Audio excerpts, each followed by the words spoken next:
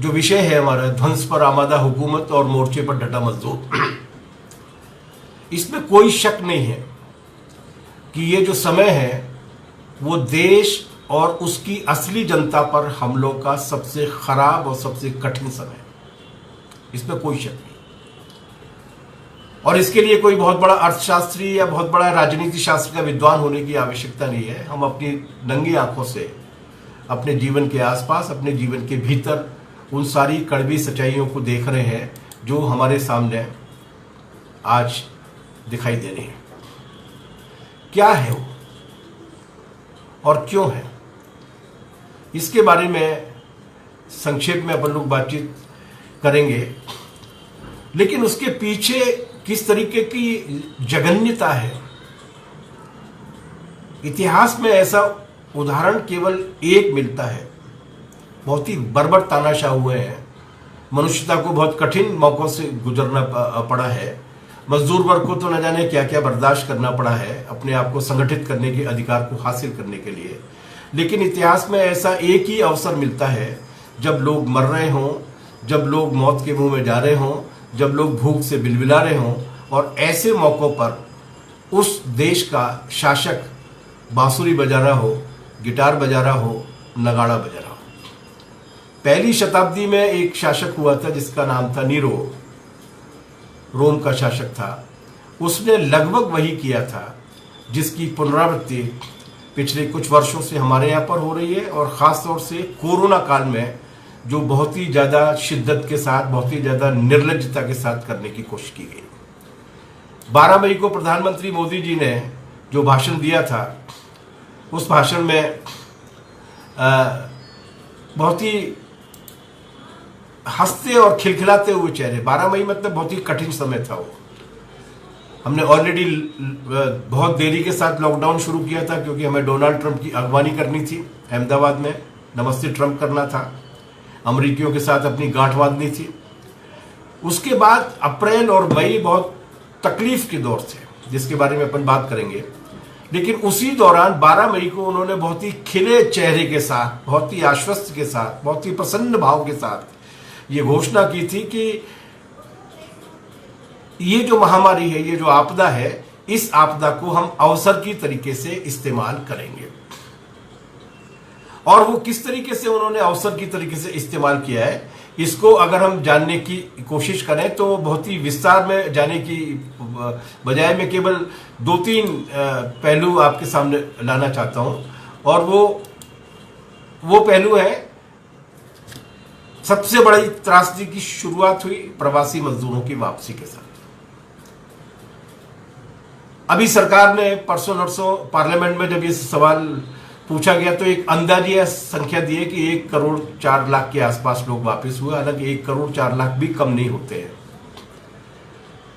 लेकिन बाकी की जितनी भी संस्थान है, उन सारी संस्थानों ने जो जानकारी जुटाई है, उस जानकारी के हिसाब से वापस होने वाले लोगों की संख्या 4 करोड़ से अधिक थी, 4.5 करोड़ के आसपास। 4.5 करोड़ लोग देश के एक कोने से दूसरे कोने की ओर जा रहे हैं। किस बुरी स्थिति में जा रहे हैं उसकी कहानी सुनाने की आवश्यकता नहीं है। आप लोगों ने सोशल मीडिया पे वो तस्वीरें देखी होंगी। रास्ते में रेल की पटरी पर सो रहे हैं, एक बंद रेल लाइन पर, वहां पर ट्रेन आती है, उनको कुचलते हुए चली जाती है। मध्य प्रदेश के आदिवासी हैं वो, शहडोल के और अनूपपुर के और कटनी के। आगरा बॉम्बे हाईवे की रोड पे जा रहे हैं और ट्रक आता है, कुचल के उनको चला जाता है। न जाने कितने लोग गर्मी की वजह से, कितने लोग भूख की वजह से मर गए। एक 9 महीने की गर्भवती महिला सड़क पर पैदल चलते हुए बच्चे को जन्म देती है और 1-8 घंटे के विश्राम के बाद दोबारा से चल देती है सैकड़ों किलोमीटर की यात्रा पर। इन तमाम सारी तकलीफों के साथ वो पहुंचे। लेकिन इस पूरे दौर में हमारी सरकार की ओर से राहत वाद तो छोड़िए, मुआवजा तो छोड़िए, अभी पार्लियामेंट में कहा है कि कितने लोग मरे उनको जानकारी नहीं है कितने लोग बेरोजगार हुए उनको जानकारी नहीं है, मुआवजा देने का कोई सवाल ही नहीं है। उनके संबंध में संवेदना का एक शब्द भी हमारी हुकूमत के प्रमुख के मुंह से नहीं निकला। उन्होंने उस असलियत को भी स्वीकार करने के लिए तैयार नहीं थे जिस असलियत ने पूरी दुनिया को हिला दिया था। इससे बड़ा पलायन, और ये बात मैं पूरी जिम्मेदारी के साथ कह रहा हूं, इससे बड़ा पलायन पिछले 5000-7000 साल की इस देश की सभ्यता में, इस देश के लिखित इतिहास में इससे पहले कभी नहीं हुआ। 2 बार प्लेग की बीमारी आई थी, लाखों की संख्या में, सैकड़ों की संख्या में लोग वहां गए थे, बम्बई आधी रह गई थी, लेकिन 4 करोड़ से ज्यादा लोग, यूरोप के कई देशों की मिलाकर आबादी से कई गुना लोग पैदल पैदल चलते हुए जा रहे थे, और हमारी सरकार उनको पानी पिलाने, खाना खिलाने या उनके पुनर्वास के सवाल को एजेंडे पर लेने के लिए तैयार नहीं थी, क्योंकि वो उस वास्तविक परेशानी को स्वीकार करने के लिए तैयार नहीं थे, आज भी नहीं। उसके बाद दूसरा सबसे बड़ा असर जो हुआ मेहनतकश जनता के ऊपर, और वो ये हुआ कि अप्रैल, मई, जून, जुलाई, इन 4 महीनों के अंदर 14 करोड़ से ज्यादा रोजगार लोगों के समाप्त हो गए।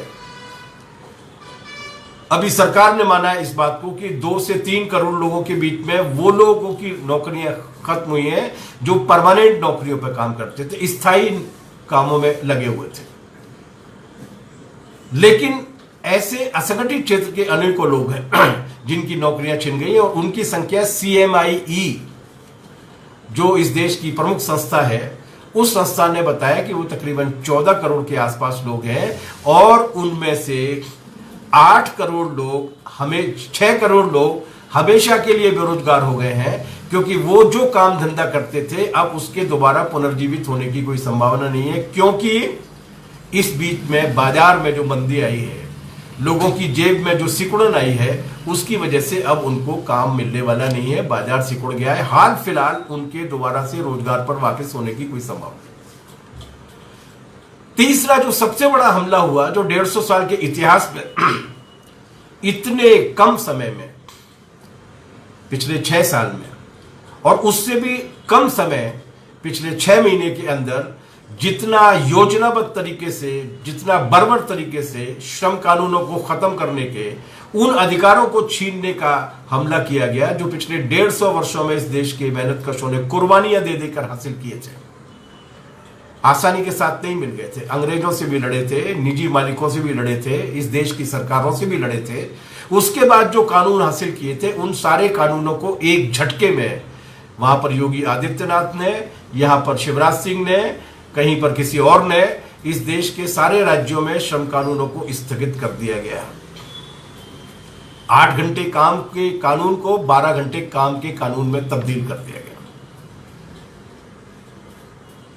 न्यूनतम वेतन की गारंटी देने वाला जो कानून था, जो 1946 में बना था, उस 1946 के कानून को भी समाप्त कर दिया गया। अब न्यूनतम वेतन की भी गारंटी नहीं है।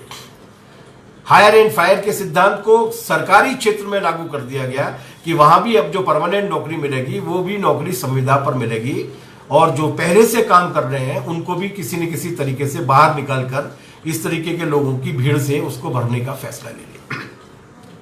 क्या है ये? जब मजदूर के काम के घंटे बढ़ते हैं तो किसको फायदा होता है, इसको समझने के लिए न मार्स होने की जरूरत है, न कीन्स होने की आवश्यकता है, न रिकार्डो को पढ़ने की आवश्यकता है, एक सामान्य ज्ञान की बात है। उन बड़े उद्योग घरानों के लिए लूट का आसान जरिया उपलब्ध कराने की कोशिश की गई उन श्रम कानूनों को खत्म करके। अभी उन्होंने एक और कदम उठाया है, और वो कदम है निजीकरण का कदम। पिछले 100 साल में, अंग्रेजों के जमाने में भी पब्लिक सेक्टर तैयार किया गया था, पोस्ट ऑफिस के रूप में, उस वक्त का जो टेलीकम्युनिकेशन का जरिया था उसके रूप में, डिफेंस के कारखानों के रूप में, ये गवर्नमेंट सेक्टर में हुआ करते थे, रेलवे के रूप में। उस जमाने से भी जो पब्लिक सेक्टर या गवर्नमेंट सेक्टर तैयार हो रहा था, जो इस देश के विकास की रीढ़ है, जिसने इस देश के विकास में योगदान दिया है, उस सारे के सारे पब्लिक सेक्टर को निजीकरण करने का फैसला ले लिया गया। कोल ब्लॉक्स बेचे जाएंगे, रेलवे का निजीकरण किया जाएगा, हर चीज का, मतलब यहां तक कि डिफेंस के कारखानों का, जहां तोपें बनती हैं, जहां बंदूकें बनती हैं, जहां बम और गोले बनते हैं, जो इस देश की सेना के काम आते हैं, उनका भी अब निजीकरण किया जाएगा। वो भी अब अमेरिका की कंपनियां अंबानी जी और अडानी जी चलाएंगे। ये महाघोटाला है। ये उस सबको उलट देने की कोशिश है जो इस देश की जनता के पैसे से तैयार हुए थे ये सारे पब्लिक सेक्टर। उद्योग घरानों ने 1 कौड़ी न तब दी थी, न 1 कौड़ी वो आज दे रहे हैं। उन सारे के सारे पब्लिक सेक्टर्स को बेचने का एक नया हमला किया गया, जिसके 2 अर्थ निकलेंगे। एक तो ये कि सरकार, मतलब एक तो ये कि हमारी अर्थव्यवस्था जो है, जो अपनी पैरों पे खड़ी रहती है, वो मुनाफाखोरों की मेहरबानी पर निर्भर हो जाएगी। और दूसरा ये कि पब्लिक सेक्टर ने सबसे बड़ी तादाद में रोजगार दिए हैं। पब्लिक सेक्टर ने इस देश के आर्थिक विकास को संतुलित करने की कोशिश नहीं की। रोजगार प्रदाता भी सबसे बड़ा पब्लिक सेक्टर ही रहा है। अगर वो चला जाएगा तो उसके बाद रोजगार की क्वालिटी की हालत क्या होगी, इसकी कल्पना की जा सकती है। लोगों ने देखे हैं प्राइवेटाइजेशन के जमाने की कोयला खदानें, हम लोगों ने भी भुगती हैं, और उसके बाद की कोयला खदानें। जब ये सारी की सारी सुविधाएं छिन जाएंगी, जब एकमात्र मकसद केवल मुनाफा कमाना और लूटना रह जाएगा, तो मेहनतकशों की हालत क्या होगी, ये बात होगी। और मेहनतकशों के किसी भी तबके को नहीं छोड़ना चाहते। अभी वो खेती किसानी को लेकर 3 अध्यादेश लेकर आए। एक अध्यादेश में वो मंडी कमेटियों को खत्म कर देंगे ताकि किसान को न्यूनतम समर्थन मूल्य की जो गारंटी हुआ करती थी वो खत्म हो जाएगी, गई किसानी हाथ से। दूसरा और भी ज्यादा गंभीर है, वो ठेका खेती लेकर आ जाएंगे। ठेका खेती करेगा कौन? अंबानी की कंपनी करेगी, अडानी की कंपनी करेगी, बहुराष्ट्रीय कंपनियां करेंगी। देर सवेर वो 10-10 साल के लिए ठेके पर जमीन ली जाएगी किसान की, और उसके बाद एक बार भैंस अगर पानी में चली गई तो उसको बाहर निकालना कितना मुश्किल होता है, ये किसान परिवारों से जुड़े हुए हमारे जो साथी हैं वो जानते हैं।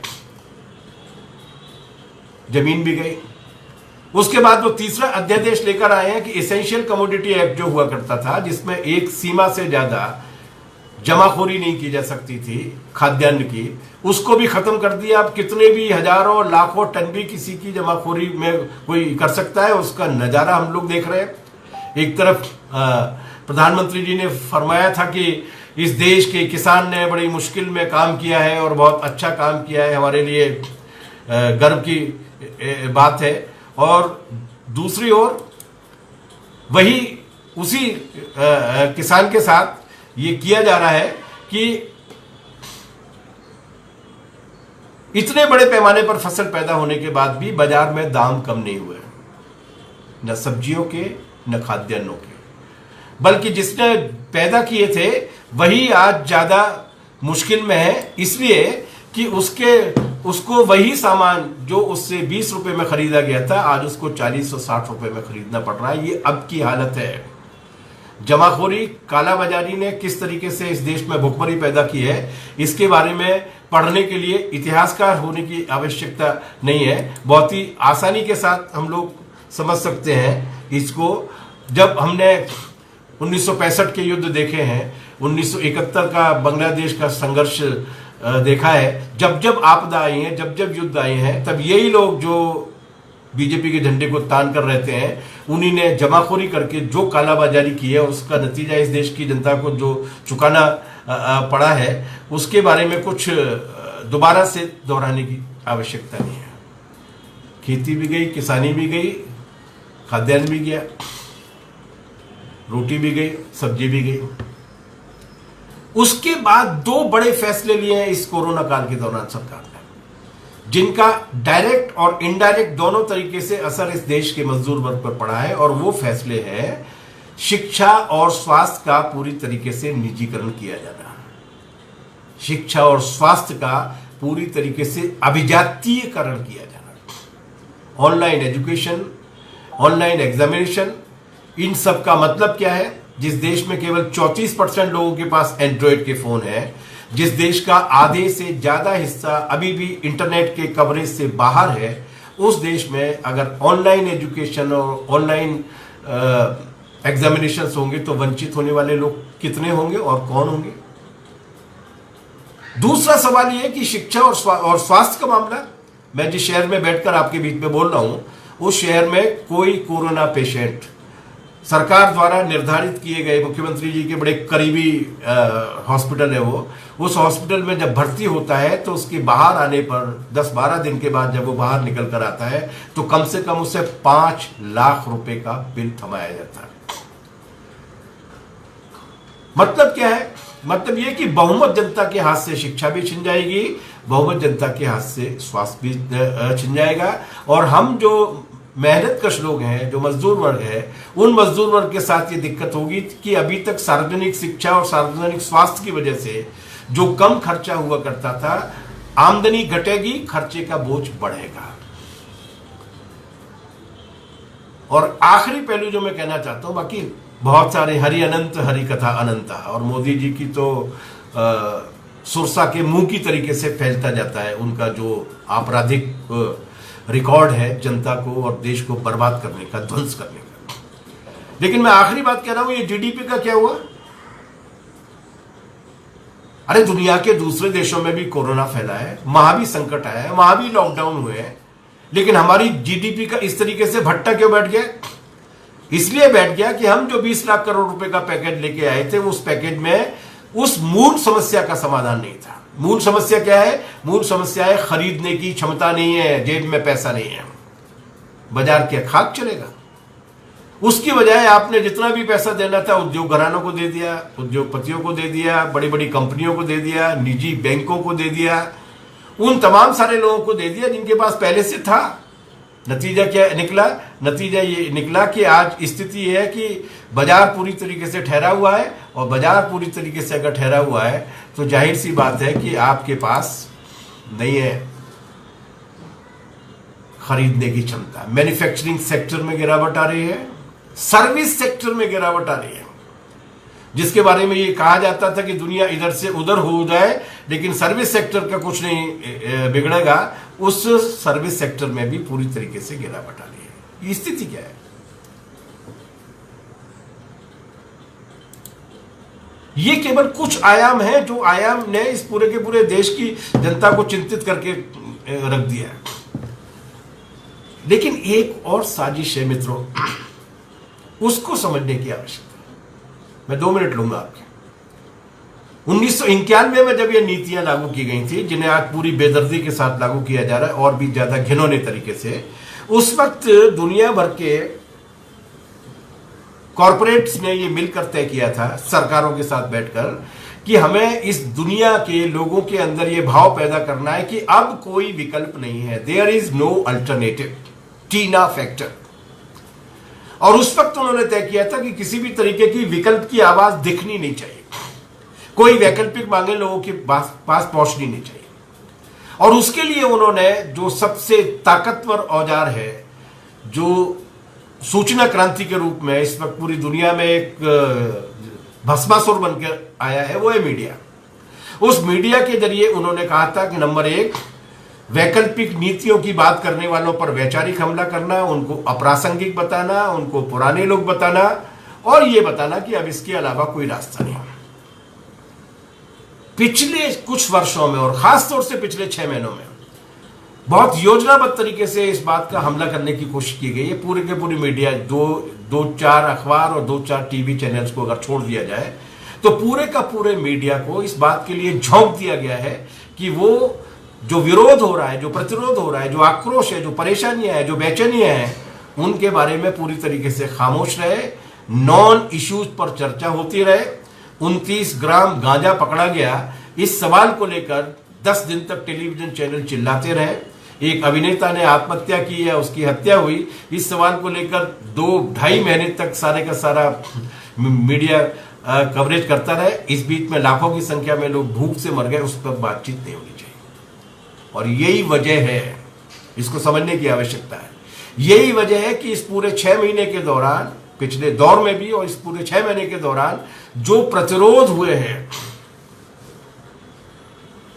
उन प्रतिरोधों को भी दबाने की कोशिश की गई है। लड़ाइयां कभी नहीं मरती, संघर्ष किसी के चाहने न चाहने के मोहताज नहीं होते। पूंजीवादी माध्यमों के कवरेज से कभी मजदूर आंदोलन या ट्रेड यूनियन आंदोलन आगे नहीं जाते, उनके मोहताज नहीं होते। ये ऑब्जेक्टिव रियलिटीज होती हैं, वास्तुगत हालात होते हैं, जिनकी वजह से एक सीमा से ज्यादा अगर किसी स्टील के बहुत मजबूत एक बड़े बक्से में भी हवा अगर भरी जाएगी तो एक सीमा से ज्यादा अगर हवा भी भर जाती है तो भी वो फूट जाता है। ये तो मनुष्य समाज है, एक सीमा से ज्यादा बर्दाश्त नहीं करता। घुटन है होगी तो छटपटाना तय है, और छटपटाहट अगर होगी तो उनका आंदोलन और संघर्ष का रूप तय करना है, होना तय है। दुनिया भर में हुए हैं, आज भी हो रहे हैं। हम भारत की बात करेंगे कि क्या हुआ। प्रतिरोध कम नहीं हुए हैं, इस बीच में प्रतिरोध बढ़े हैं। वो चैनल्स में नहीं दिख रहे, अखबारों में नहीं दिख रहे, लेकिन प्रतिरोध बढ़े हैं। मैं कुछ प्रतिरोध आपको बता रहा हूं कि जो मैं कुछ आंकड़े बता रहा हूं, क्योंकि हम मोदी जी की तरीके से हाँकने या फेंकने में विश्वास नहीं करते, आंकड़े में विश्वास करते हैं। सबसे पहला प्रतिरोध अप्रैल मई में हुआ। मैंने कहा भारत का सबसे बड़ा पलायन था वो, लेकिन दुनिया का सबसे बड़ा मौन सत्याग्रह था। करीब 4.5 करोड़ लोग, महिला, बच्चे, पुरुष, हजार 1200 किलोमीटर दूर पांव पांव चलकर अपने घर गए। 1.5 महीने तक ये प्रतिरोध चला। भले ही नेता लोग नहीं बोले, लेकिन पूरे देश और दुनिया की जनता ने देखा। करीबन 1 महीने तक उनके टीवी चैनल्स नहीं बोले, पर बाद में जब उन्हें लगा कि इतना बड़ा प्रतिरोध है तो उनको भी कवरेज करने के लिए आना पड़ा। अखबार इसकी खबर छुपाते रहे, लौटने वालों पर दोष लगाते रहे कि इन्हें लाल झंडे वालों ने अफवाह फैलाकर वहां से भगाया है, लेकिन वास्तविकता सामने आई। एक बहुत बड़ा प्रतिरोध था, यह भी एक विरोध था, यह भी एक तरीके की महाहड़ताल थी। अपने अपने काम को छोड़कर आना कि हमें नहीं करना यहां पर काम, क्योंकि तुमने जो वादे किए हैं वो वादे नहीं हुए पूरे। उसके बाद जून के महीने के बाद खास तौर से संगठित आंदोलनों ने तेजी पकड़ना शुरू कर दी। अप्रैल मई में भी आंदोलन हुए, लेकिन जून के महीने के बाद तेजी पकड़ना शुरू कर दी किसान मजदूरों की। और इन आंदोलनों की खास बात यह थी कि मजदूर अकेले लड़े, जिनके पेज से मैं बोल रहा हूं, माफ कीजिएगा, वो centre of Indian trade union अकेले भी लड़ी। वो centre of Indian trade union ने इस देश की सारी ट्रेड यूनियंस को संगठित करके संयुक्त रूप से भी लड़ाई लड़ी। और इतना ही नहीं, बल्कि ट्रेड यूनियन आंदोलन और किसान आंदोलन के बीच में भी एक गठबंधन तैयार हुआ और मजदूर किसानों ने भी मिलकर लड़ाई लड़ी। जिन लड़ाइयों में बाद में महिला संगठन, विद्यार्थी संगठन, वैज्ञानिकों के संगठन, बुद्धिजीवियों के संगठन भी शामिल हुए। ये अभी 5 और 15 सितंबर के दिन न केवल ट्रेड यूनियन और किसानों की कार्रवाइयां थी, बल्कि महिला समिति ने भी, विद्यार्थियों ने भी बहुत बड़े पैमाने पर कार्रवाई की, और इस महीने में और भी कार्रवाइयां होने वाली हैं। ये कितनी विराट कार्रवाइयां थी, इसका मैं एक उदाहरण आपको देना चाहता हूं। जिनसे डरी हुई है सरकार, जिनकी वजह से वो तमाम सारी तिकड़में लेकर आ रही है, तमाम सारा उन्माद पैदा करने की कोशिश कर रही है। 9 अगस्त 1942 को इस देश की जनता ने एक महान लड़ाई लड़ी थी, जिसका नाम था भारत छोड़ो आंदोलन। 9 अगस्त 2020 को इस देश की जनता ने कॉर्पोरेटो भारत छोड़ो, देश तोड़ने वाले भारत छोड़ो के नाम पर जो कार्रवाइयां की थी, जो किसी बड़े टीवी चैनल को दिखाई नहीं दी, किसी अखबार को दिखाई नहीं दी, वो कार्रवाइयां इस देश में 1,95,593 स्थानों पर हुई थी। 1,95,593 प्लेसेस पर हुई थी वो कार्रवाइयां। कन्याकुमारी से लेकर कश्मीर तक, अटक से लेकर कटक तक 1,95,993 जगहों पर लोग खड़े हुए थे, अपने हाथ में झंडे लेके, बैनर लेके, फेस्टून लेके, ये कहते हुए कि कॉरपोरेट कंपनियों और देश को तोड़ने वाले भारत छोड़ो। जैसे मैंने कहा कि वो जो पैदल मौन मार्च था, वो बड़ी कार्रवाई थी, विराट प्रतिरोध था। उसी तरीके से इतनी जगहों पर एक साथ विरोध कार्रवाइयां होना भी एक ऐसा विराट संगठित प्रतिरोध था जो भारत के इतिहास में इससे पहले कभी नहीं देखा। तो लड़ाई बंद नहीं हुई है, लड़ाइयां जारी हैं। 16 मई को किसानों ने जो कार्रवाई का आह्वान किया गया था, किसानों की आंदोलन को लेकर AIKSSC की ओर से, वो 240 जिलों में लगभग 40,000 स्थानों पर कार्रवाई हुई। 234 किसान संगठनों के साझे संगठन ने 27 मई को दोबारा विरोध कार्रवाई का आह्वान किया। वो कार्रवाई भी लगभग 250 जिलों में हुई पूरे देश भर में।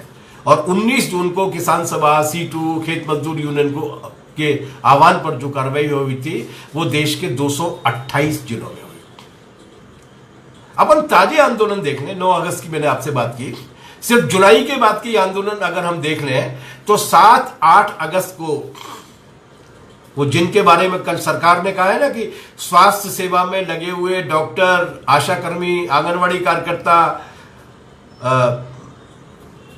मेडिकल प्रोफेशनल्स, कितने लोगों की मौत हुई, सरकार ने कहा हमारे पास कोई आंकड़ा नहीं है।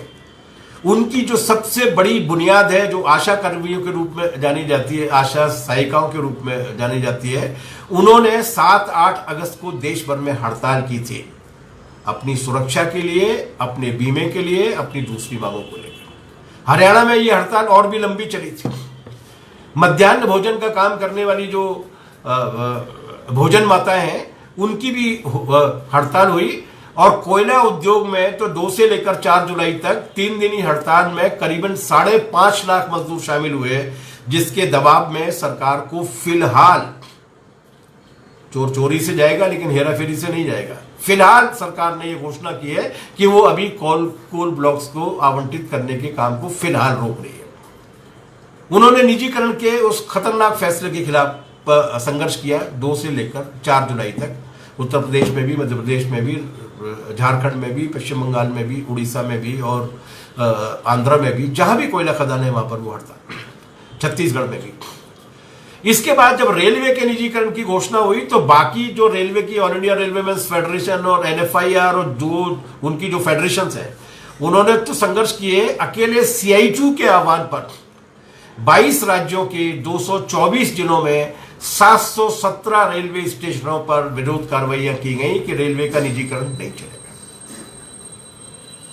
ये आंकड़े गवाह हैं कि विरोध की ताकत, विरोध की बारंबारता ही नहीं बढ़ी है, बल्कि विरोध का भौगोलिक विस्तार भी हुआ है, उसकी सर्वव्यापकता, उसकी सार्वदेशिकता,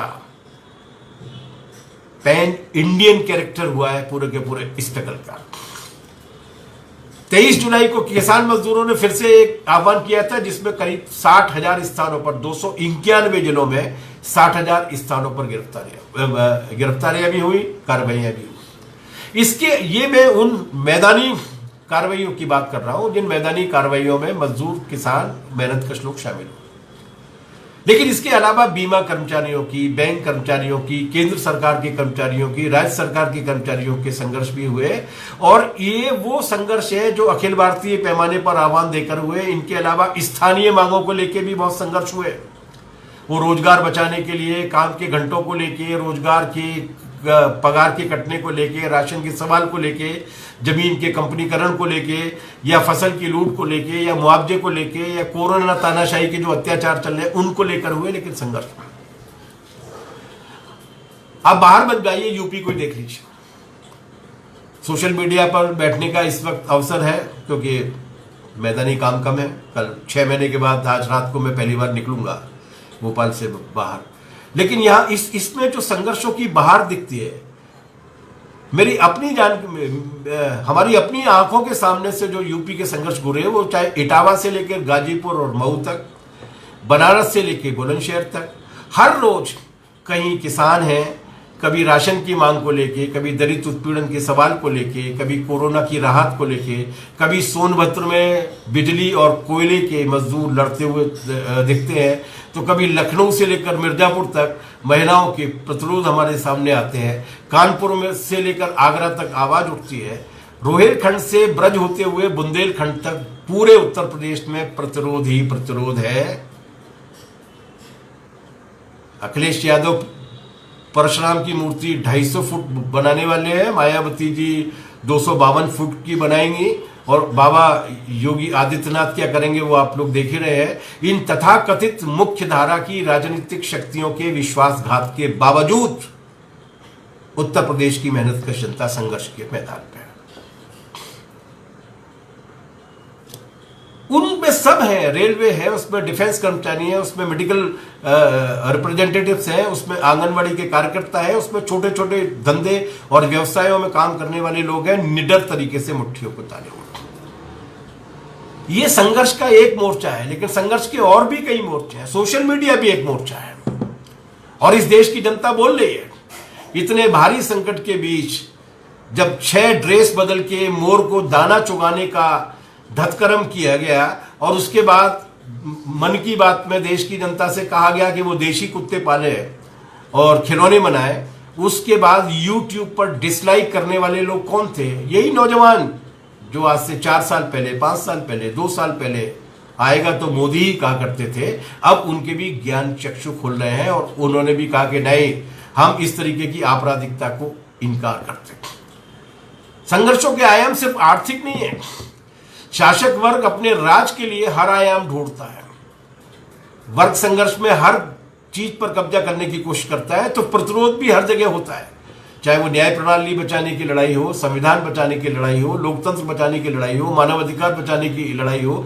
बुद्धिजीवी, युवक, युवतियां, ये सारे लोग, चाहे वो प्रोफेसर आनंद तेलतुंबड़े हो, चाहे वो सुधा भारद्वाज हो, देवयानी हो, नताशा हो, डॉक्टर कफील हो और अभी प्रशांत भूषण हो, ऐसे अनगिनत उदाहरण मौजूद हैं जिनकी वजह से जिन मोर्चों पर भी प्रतिरोध उमड़ा है, उमड़ घुमड़ कर आया है, जेएनयू से लेकर जामिया मिलिया तक, एएमयू से लेकर हैदराबाद तक, तो संघर्ष हर मोर्चे पर बढ़ा है, ये बात है। और ये साहित्य के मोर्चे पर भी है।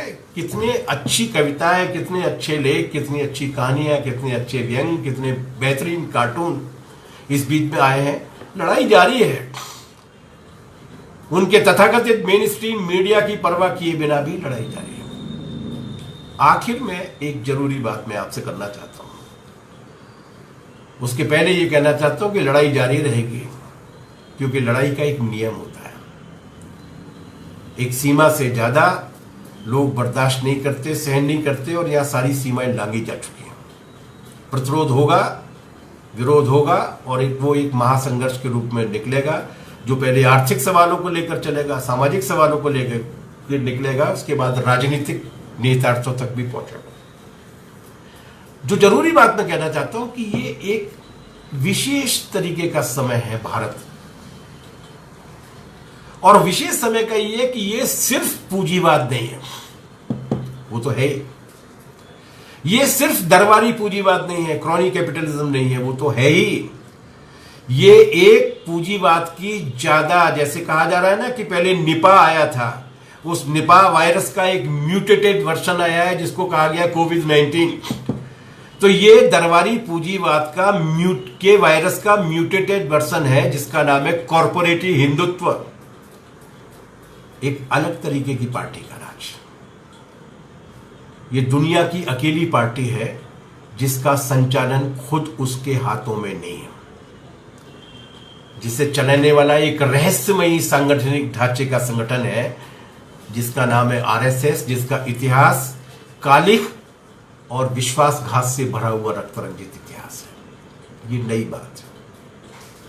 ये अकेली पार्टी और ऐसा विचार समूह है जिसने आजादी की लड़ाई में हिस्सा नहीं लिया, जिसने 15 अगस्त 1947 को पूरे देश भर में काले झंडे फहराने का आह्वान किया था, काले झंडे फहराए थे, जिसने भगत सिंह की शहादत के वक्त उनका मखौल उड़ाते हुए अपने अखबार में लिखा था कि ये सस्ती लोकप्रियता हासिल करने का काम है, इससे देश का कुछ बना होने वाला नहीं है, जो अंग्रेजों के खिलाफ कभी नहीं लड़े, जिन्होंने माफी मांग मांग कर अपनी हैंडराइटिंग को सुधारने का काम किया। और ये माफी मांगने का काम उनका बहुत पुराने जमाने से, उनके तथाकथित आराध्य जो है सावरकर के जमाने में नहीं, बल्कि इमरजेंसी की जेल में जब हमारे साथ में ये मीसा में थे, तब इंदिरा गांधी से भी उसी तरीके से गिड़गिड़ा के माफी मांगा करते थे। जिस दौर में लाल झंडा बॉम्बे से लेकर कैलकाटा तक, कानपुर से लेकर ग्वालियर और उज्जैन तक, जब पूरे देश भर का मजदूर लड़ रहा था अंग्रेजों के खिलाफ,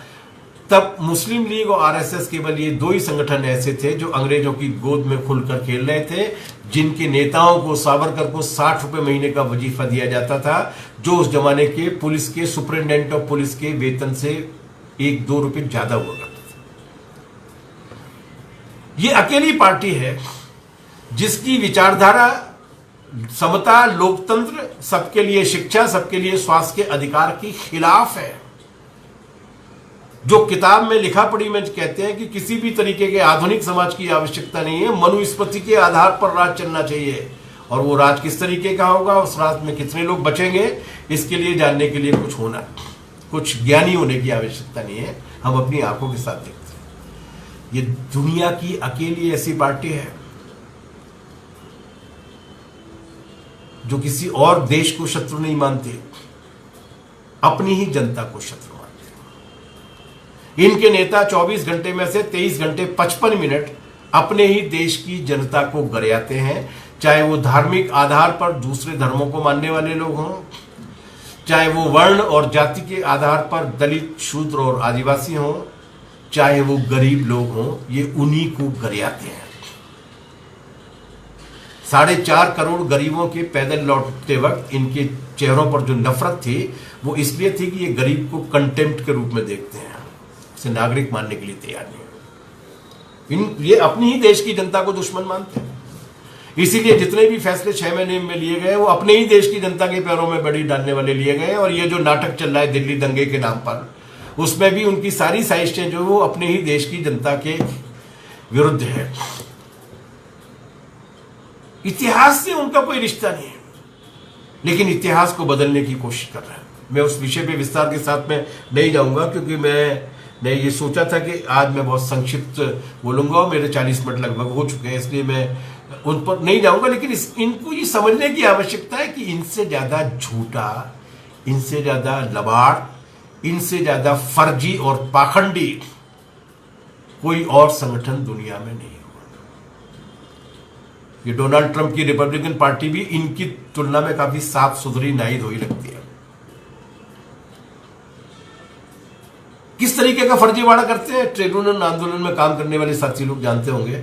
इन्हीं के संगठन थे ये, बीएमएस वगैरह टाइप के स्वदेशी आंदोलन चलाया करते थे, स्वदेशी। और वो स्वदेशी आंदोलन सरकार में पहुंचने के बाद कहां पहुंच गया?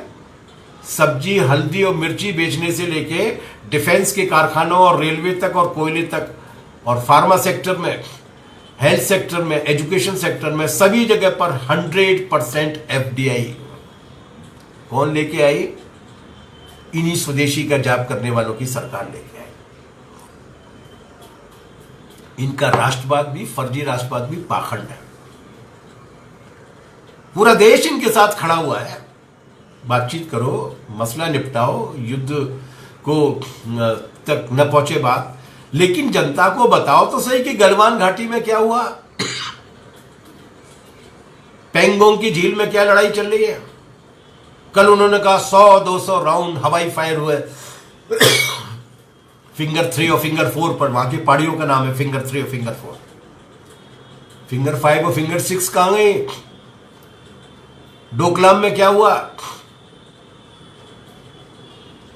अपनी ही देश की जनता को विश्वास में लेने के लिए तैयार नहीं है। गोलमोल बात करेंगे, गोलमोल बात करेंगे, उन्माद पैदा करेंगे, बिना किसी सत्यता को ले जाए हुए। इनसे ज्यादा फर्जी राष्ट्रवाद वाला पाखंडी कोई नहीं। अमेरिका की चाकरी करने के लिए तैयार है। झगड़े की जड़ क्या है? झगड़े की जड़ है कि आप लाल सागर में जाएंगे, अमेरिका और जापान के साथ उनके जूनियर पार्टनर बनके किसी दूसरे देश के खिलाफ लड़ने के लिए। भारत की विदेश नीति ये कभी नहीं रही। मैं विदेश नीति पे बोल नहीं रहा, लेकिन विदेश नीति के बारे में जानना जरूरी होता है। भारत की विदेश नीति कभी नहीं रही।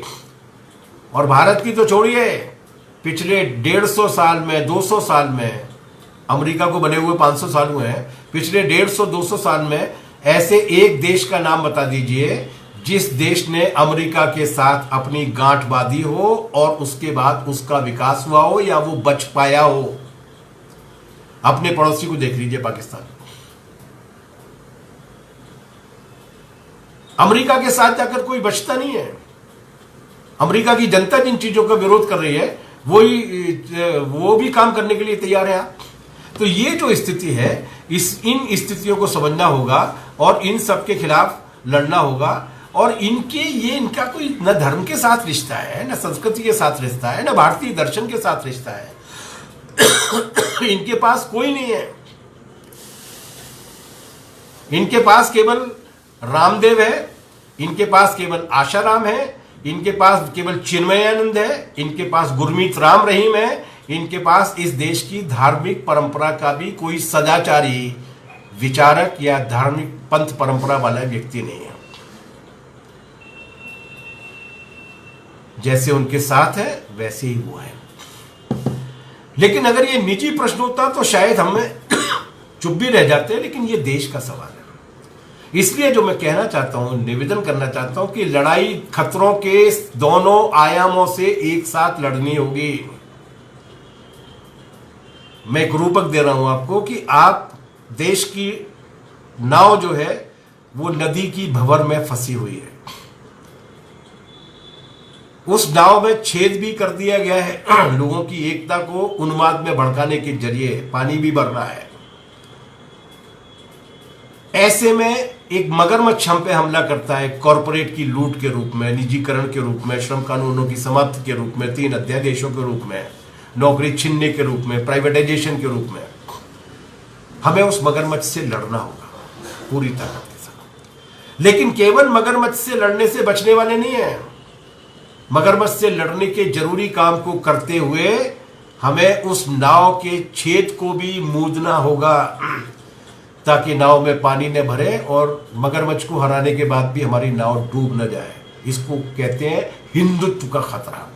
उससे भी लड़ना पड़ेगा, वैचारिक रूप से भी लड़ना पड़ेगा, उसके झूठ के खिलाफ, उसकी अफवाहों के खिलाफ, उसकी अवैज्ञानिकता के खिलाफ भी लड़ना होगा। छेद भी मूदना होगा, उनसे भी लड़ना होगा, और इसी के साथ अपने पूरे कौशल के साथ उस भंवर को पार करते हुए किनारे भी लगना होगा। और ये काम केवल मजदूर वर्ग कर सकता है। वो मजदूर वर्ग जो बैंकों से लेकर डिफेंस में काम कर रहा है, रेलवे से लेकर मेडिकल रैप के रूप में काम कर रहा है, कोयला खदान से लेकर ठेला चलाने और सब्जी बेचने का काम कर रहा है, केवल मजदूर वर्ग कर सकता है। कैसे कर सकता है? राहत इंदौरी साहब का एक शेर है, तूफानों से आंख मिलाओ, सैलाबों पर वार करो। तूफानों से आंख मिलाओ, सैलाबों पर वार करो, मल्लाहों का चक्कर छोड़ो, तैर के दरिया पार करो। इंतजार नहीं करना होगा, लड़ना होगा। अपने अपनी भंवरों को अपनी अपनी ताकत से ही पार करना पड़ेगा। न हम सफर न किसी हम नशी से निकलेगा, हमारे पांव का कांटा हम ही से निकलेगा, और हम में वो ताकत है। CI2 का गौरवशाली इतिहास, हिंदुस्तान के ट्रेड यूनियन आंदोलन का, जिससे 100 साल पूरे हो गए 1920 में, उसका गौरवशाली इतिहास है। अंग्रेजों के जमाने से लेके मोदी के जमाने तक लड़ाई लड़ने का। उत्तर प्रदेश की CI2 का भी शानदार इतिहास है। ट्रेड यूनियन आंदोलन के कार्यकर्ता के रूप में जब हम लोगों ने आंखें खोली थी, जब छोटे छोटे कारखानों की आंदोलनों से कपड़ा मजदूरों की विराट आंदोलन तक पहुंचे थे, उत्तर प्रदेश की लड़ाइयां हमारे लिए मॉडल हुआ करती थी। कानपुर के मजदूरों की वो शानदार लड़ाई, पूरी रेलवे ट्रैक को जाम करने वाली ने पूरे देश के मजदूर को जगाया था, हमको भी प्रेरित किया था। यही उत्तर प्रदेश, राम आश्रय साहब से लेके दौलत राम तक, मैं केवल उन लोगों के नाम लूंगा जिन लोगों को काम करते हुए हमने देखा और जिनके काम करते हुए देखने के बाद जिनसे हमने सीखा। कॉमरेड राम आश्रय से लेके कॉमरेड दौलत राम, जो हमारे नेता भी थे, हमारे दोस्त भी थे, अद्भुत साथी थे। चौधरी हरसहाय सिंह जी से लेके सहारनपुर के कॉमरेड गुलाब सिंह तक, इनको हमने विराट लड़ाइयों की अगुवाई करते हुए और जीतते हुए देखा। खुर्जा के भट्ट जी से लेकर, जो बाद में पूरे उत्तर प्रदेश की CI2 के महासचिव भी बने, उनसे लेकर कानपुर और फिरोजाबाद के ऐतिहासिक संघर्ष जो अभी अभी देखे हमने।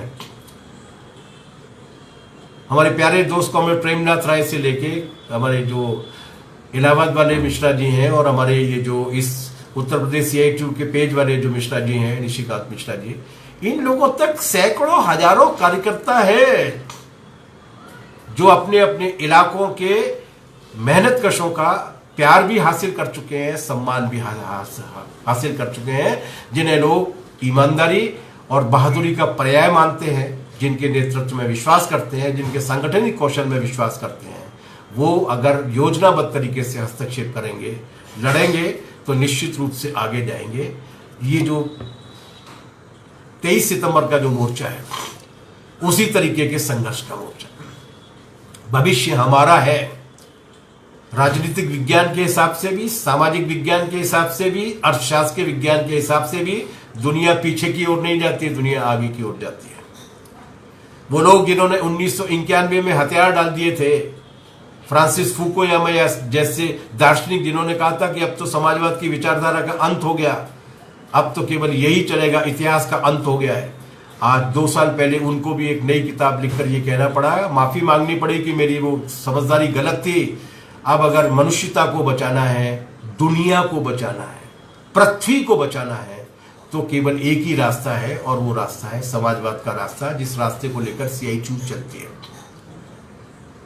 संघर्षी रास्ता, भविष्य हमारा है, लेकिन भविष्य संघर्ष की कोख में है, और वो संघर्ष जारी है। 23 सितंबर के दिन वो संघर्ष एक नए आयाम के साथ आएगा, और उसके बाद संघर्ष और तेजी के साथ बढ़ेगा। उस संघर्षों के लिए हार्दिक शुभकामनाओं से मैं विश्वास करता हूं कि CITU उत्तर प्रदेश का ये पेज उत्तर प्रदेश के मजदूर वर्ग को पूरे देश और दुनिया के हालात से अवगत कराने के लिए और उनकी आवाज बनने के रूप में एक बड़ी ताकत के रूप में उभरेगा। बहुत बहुत शुक्रिया, थैंक यू वेरी मच, धन्यवाद, आभार, लाल सलाम, इनकलाब जिंदाबाद, दुनिया के मजदूरों एक।